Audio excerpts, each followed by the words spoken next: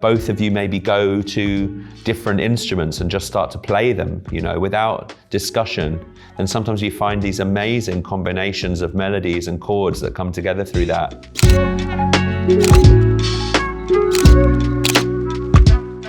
Hi, my name is Goddard. I'm here at DIFFUS talking about my new album, Harmonics. Why did you choose to release Harmonics as a solo project?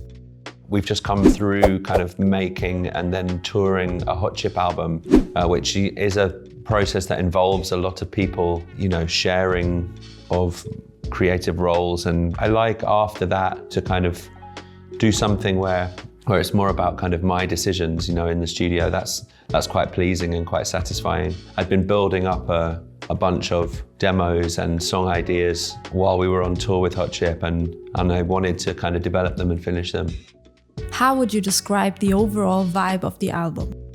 It's a record that kind of celebrates collaboration, a kind of harmonious, creative process. That's kind of the biggest concept or kind of point to the record, to kind of discuss the positive aspects of collaboration between musicians. Why was it important for you to include euphoric songs? I really, really am drawn to those kind of soulful, gospel-y, kind of disco, epic kind of songs when I DJ. So that's partly it. And I guess maybe it's partly kind of a response to the way that the world is. There's a lot of negativity and kind of division. I wanted to kind of promote a sense of kind of empathy and harmony in terms of that as well. Did intuition play a big role while creating the album? I've been working in the studio in the last few years with a lot of different artists. We have a new studio in East London, and sometimes people work together in there in a very intuitive way where they just build something. The energy in the room is all about listening to each other and playing together without kind of talking too much and without kind of letting the conscious mind kind of control the process and the experience. And those situations are really beautiful. So I wanted in my music and with this album to try to just keep that kind of intuitive working method for myself and for anyone I was working with. I feel like that's a healthy way of making music that I really enjoy. How do you work in an intuitive way with others in the studio?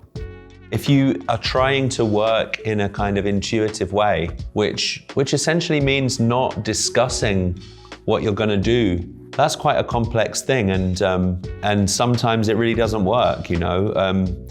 It needs, I guess, to sometimes have a process at the beginning of working with someone where you just hang out for a little while. I think that's a really great thing to do at the beginning of making a song with someone, is to maybe make some food together, or go to the park, or walk around the city, listen to some records, do something unrelated to writing a song, just so you become kind of comfortable.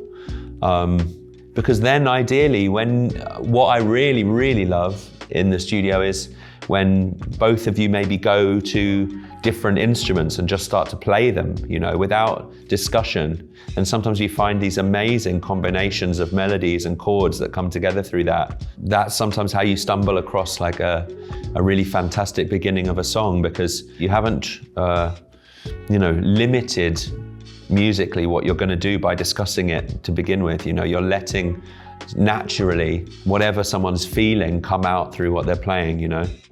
Is there any specific sound that you've been fixated on for this record? Across the whole album, the instruments that are generally there are the ARP 2600 is on a lot of the songs.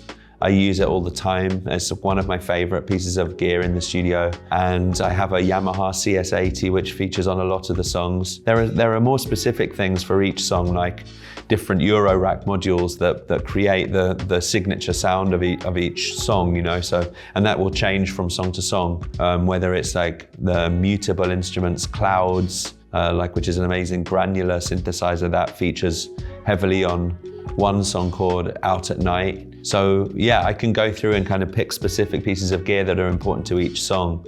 But more generally, these keyboards that I've owned for quite a long time and I really love kind of tend to be the backbone of the album that run through the whole thing. Where do you think club music is headed right now?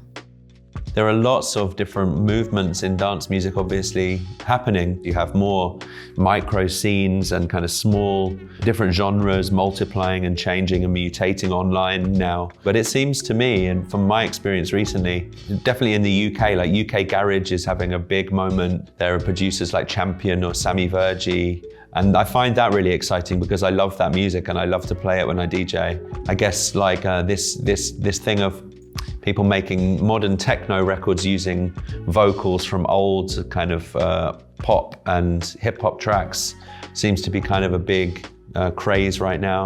There's really so much happening and so many exciting things, yeah. How do you feel about the future of music in general? That's such a massive question. There are so many elements to that. There are really, really, really terrifying aspects to that question. You know, when you talk about AI in music, I think it's very possible for producers to use AI tools to generate a lot of like very good sounding music now. And you could imagine companies like Spotify using AI to generate music. So that's a very scary thing, you know, because there are already like 11,000 new songs being added to Spotify every day. And you can see that increasing, you know, in the next few years. So that means like as a new producer, it's even harder to break through, and simultaneously all of these technological changes are super exciting for producers as well. You know, it's going to mean new sounds and new ideas coming into dance music and the whole of music that are going to sound incredible and be really change genres and create new genres. So it's a new frontier in the same way that it is in lots of aspects of human life. You know, there are lots of things to be scared of and excited by, you know. What's next for you? I'm playing a bunch of festivals, mostly in the UK actually, the festivals that I'm playing in the summer, but some in different parts of Europe. And then I'm going on a tour to support the album in November in the UK and Europe. I think going to Australia to DJ around New Year's Eve. And then next year, start to make a new Hot Chip album, I think. So yeah, that's the next few months for me.